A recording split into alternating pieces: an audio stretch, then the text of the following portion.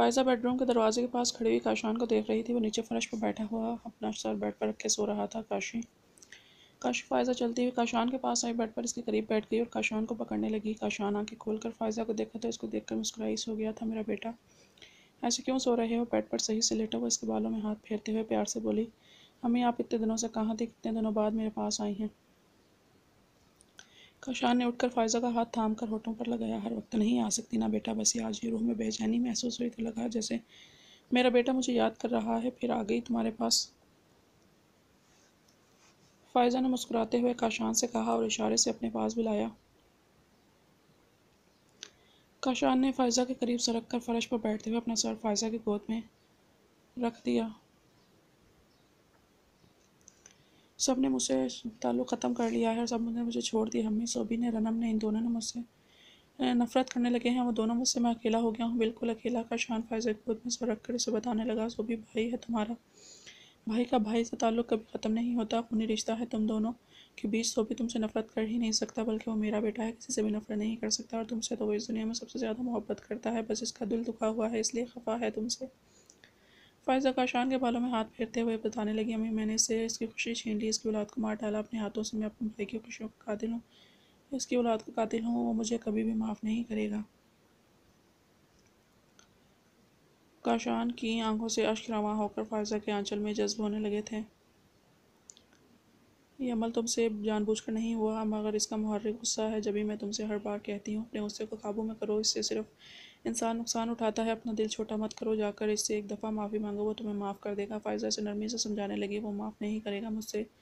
काशान फ़ायज़ा की गोद में सर रखे इससे बोला। वो माफ़ भी करेगा और तुम्हारी मोहब्बत में दौड़ा भी चलाएगा जब खून जोश मारेगा। फ़ायज़ा मुस्कुराते हुए कहने लगी, अम्मी, इसने भी मुझे छोड़ दिया है। मैंने इसे बताया था, इसे मालूम है कि मेरे पास कोई भी नहीं है, फिर भी वो मुझे छोड़कर चली गई, मेरे इस घर को छोड़कर चली गई। काशान फ़ायज़ा की गोद में लेटे हुए साइड टेबल पर रखी रनम की तस्वीर को देखते हुए कहने लगा, तो वो क्यों रहती है तुम्हारे साथ? तुमने क्या किया था इसके साथ? फ़ायज़ा भी रनम की तस्वीर को देखती हुई काशान से पूछने लगी। वो कहती है, इसे मुझसे मोहब्बत है, मैं इसे मनाने गया था, इसे लेने गया था, वो फिर भी नहीं आई मेरे साथ। काशान फ़ायज़ा की गोद में लेटा हुआ इससे शिकवा करने लगा, क्यों आती वो तुम्हारे साथ? मोहब्बत करने का मतलब ये हरगिज़ नहीं कि औरत तज़लील बर्दाश्त करे। तुम्हें भी इससे मोहब्बत थी ना बेटा, तो फिर इसकी कदर करनी चाहिए थी। औरतों तो मोहब्बत में सब कुछ कुर्बान कर देती हैं, अपनी हस्ती तक मिटा देती हैं, मगर बदले में सिर्फ मोहब्बत की तवक्का नहीं करती, इसे इज़्ज़त और मान भी चाहिए होता है अपने शौहर से। मर्द जब औरत पर हाथ उठाता है ना, तो औरत के दिल में अपना मकाम और अपनी इज़्ज़त खो देता है। तुमने इस मासूम लड़की के साथ ज़्यादती की, और आखिर क्यों? तुमने सारी ज़िंदगी अपनी माँ को अपने बाप के हाथों ज़लील होते देखा, फिर भी तुमने वही रास्ता अपनाया कि जिस पर तुम्हारा बाप चला, जबकि तुमने इस रास्ते पर चलने का अंजाम भी देखा। काशी, अपने बाप से नफरत करने के बावजूद तुम इसके नक्शे कदम पर चले। इस मासूम ने तो अपने आप को तुम्हारे रंग में ढालना चाहता था ना, वो मासूलूकी मुस्तहिक नहीं थी जो तुमने इसके साथ किया कि यह बड़ी बात नहीं। तुम्हारी इतनी बदसलूकी के बावजूद तुमसे अभी भी मोहब्बत करती है, इसकी कदर करो और जाकर से दोबारा माफ़ी मांगो। अपने भाई से माफ़ी मांगो और सबसे पहले सच्चे दिल से अल्लाह ताला से माफ़ी मांगो। जब अल्लाह माफ़ करेगा ना, तो इसके बंदे खुद ब खुद माफ़ करेंगे, सब ठीक हो जाएगा। फ़ायज़ा काशान के बालों में हाथ फेरते हुए नरमी से समझा रही थी और काशान आंखें बंद करके फ़ायज़ा की बात को गौर से सुन रहा था। क्या कर रही हो सीरत? सीरत किचन में मौजूद किसी बर्तन में पानी उबाल रही थी। तभी युसरा ने आकर से पूछा।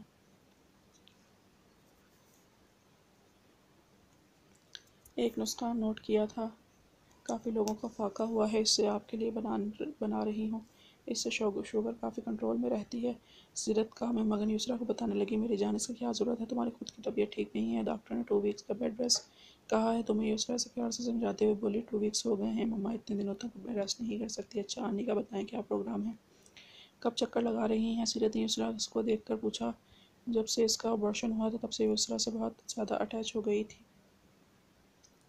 सुबान के कहे बगैर युसरा की मेडिसिन से लेकर हर ज़रूरत का ख्याल रखती थी।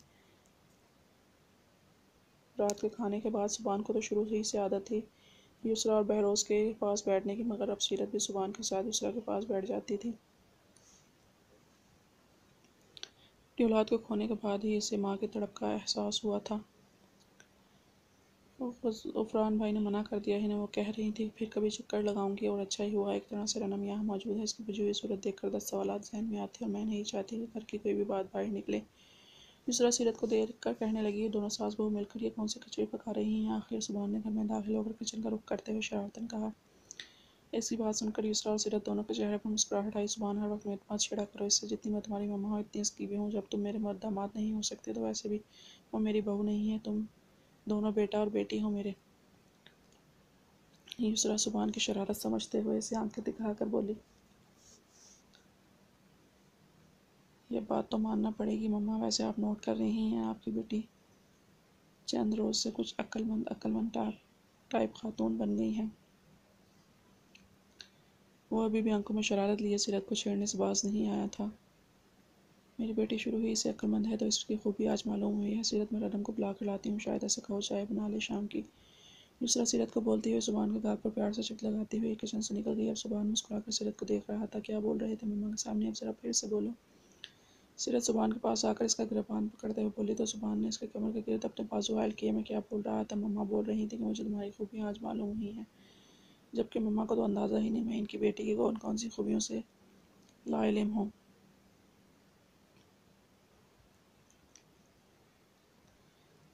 सीरत को बाहों में लिए सुभान संजीदगी से कहने लगा। सीरत ने अपनी मुस्कुराहट कंट्रोल की और सुभान के गाल पर एक चिप लगाई थी।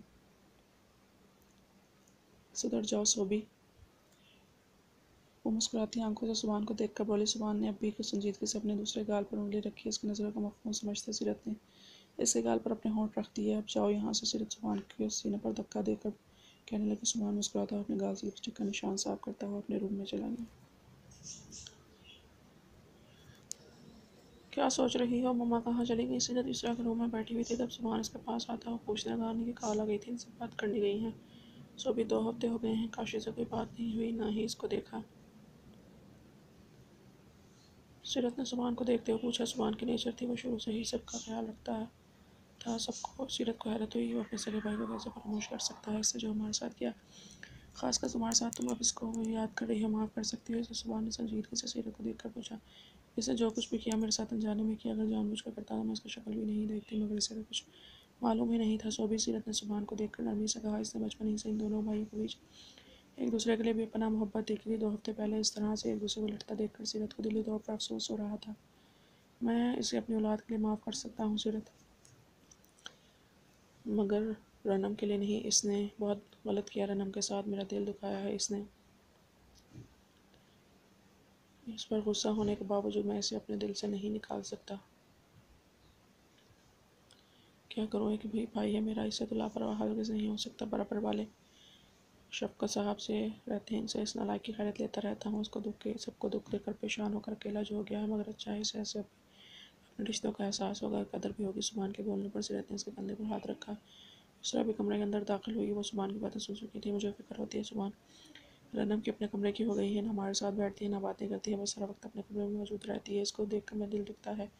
तुम काशान को बुलाओ, इससे बात करो। यूसरा ने सुभान के बराबर में बैठकर इसको देखते हुए कहा। पहले तुमने सारी फिक्रें बहरों से शेयर कर लेती थी, अब सुभान इसके पास था, इसलिए इसी से अपना गम हल्का करने लगी। आप क्यों फिक्र करती हैं रनम की, मैं हूं ना इसका भाई, इसकी फिक्र करने के लिए।